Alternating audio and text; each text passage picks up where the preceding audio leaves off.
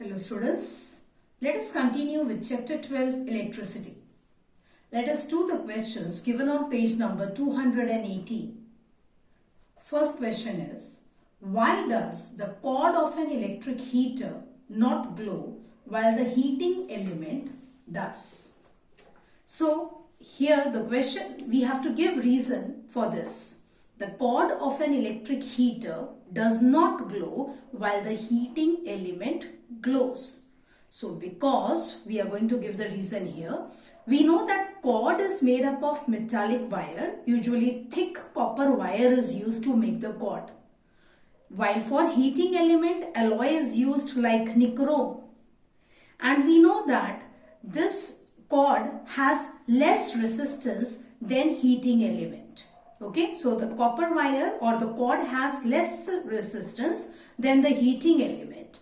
And we know that according to Joule's law of heating, H is equal to I square RT, where H is a heat produced in a conductor having resistance R when I current flows through it for time T. Now, if I and T are constant, then H will be proportional to R. Because the cord and the element are connected together, so same current will flow through both of them. So we can consider here that when same current flows through cord and the heating element, heat produced in cord will be less than the heat produced in heating element because its resistance is less than that of heating element. And as H is proportional to R, so heat produced will be lesser in cord than that produced in heating element. And therefore, we can say cord does not become hot and does not glow while the heating element becomes very hot and it glows. Maybe cord becomes little hot but not that hot that it starts glowing. Okay, so it becomes little hot but the heating element becomes very hot and so it glows. Now, the second question is, compute the heat generated while transferring 96,000 coulomb of charge in 1 hour through a potential difference of 50 volts. So now you are supposed to write given, compute the heat generated while transferring 96,000 coulomb of charge in 1 hour through a potential difference of 50 volts. So charge Q given, charge Q is 96,000 coulomb. Time is given as 1 hour and potential difference V is given as 50 volts. You have to find the heat generated. So let us say H. Any conversion required? Yes, for time we will convert R into seconds. So 1 hour is 3600 seconds. Now you know that according to Joule's law of heating, H is I square RT, and we know this using Ohm's law. This can be written in three forms. H is I square RT. So here it will become VIT or V square divided by R into T. But in this case, we require this only. So I have not written the third form. So you can write H is equal to heat produced as VIT. But we know that I is equal to Q by T. It is a rate of flow of charge. So IT is equal to Q. So H is equal to V into IT is equal to V into Q. Okay, and you have the value of V and Q here, so you can find the heat generated. Or you can also remember that work done to move charge Q through potential difference V, W is equal to QV. This is by the definition of potential difference. You know V is W upon Q, so V is W upon Q, so W will be QV. And we know whatever work is done here, that gets converted into heat only. So H is equal to work done is equal to QV, and again same formula you are getting. So you put the value of Q and V and you get the final answer as 4.8 into 10 raised to 6 joules. Remember, it is not mentioned here, but we can assume that it is a case of pure resistive only. Pure resistor is there, so that the entire work done gets converted into heat energy only.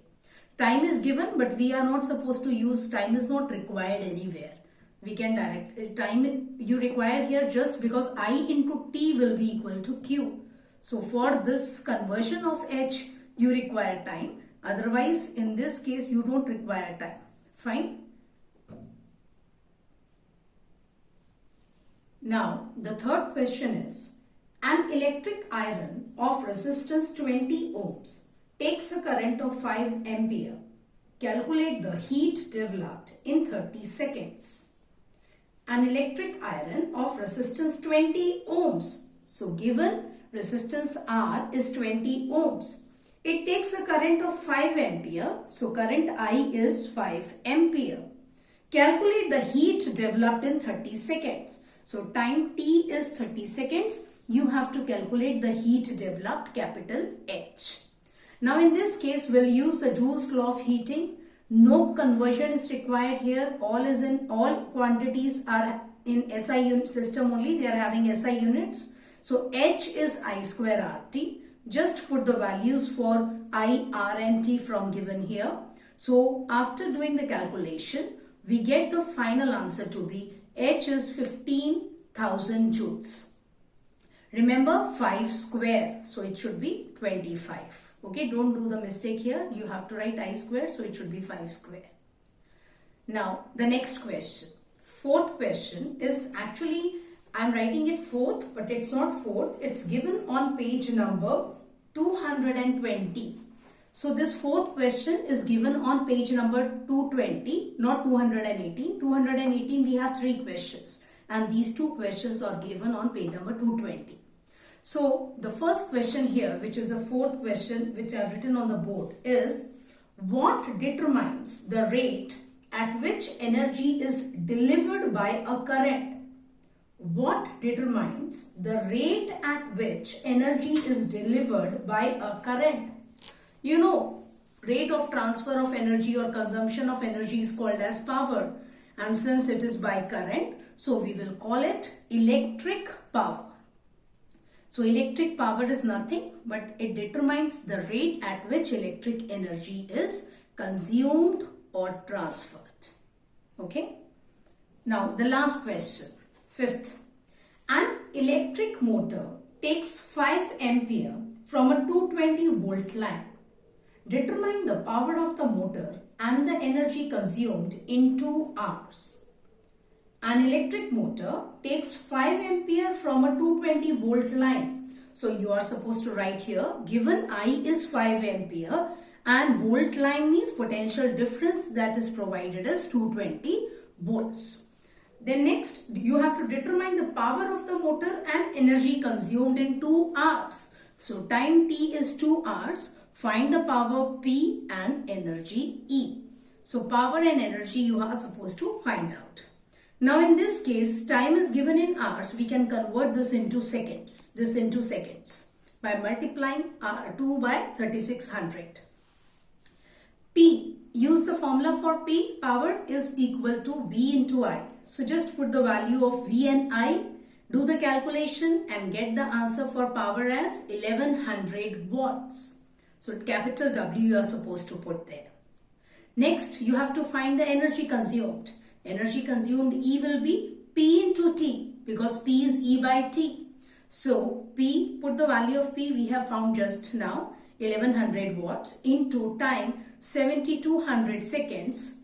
When you multiply 3600 by 2, then we get the answer as 79,20,000 joules.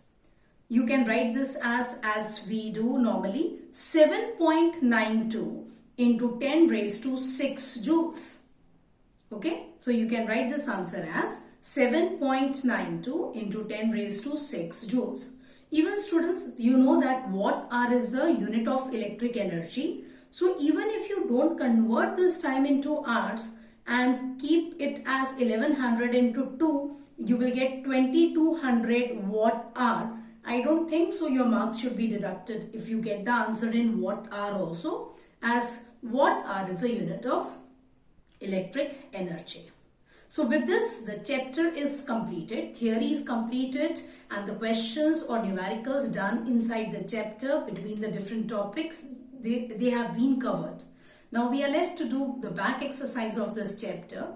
So we'll continue the back exercise of this chapter in the next video. Thank you, students.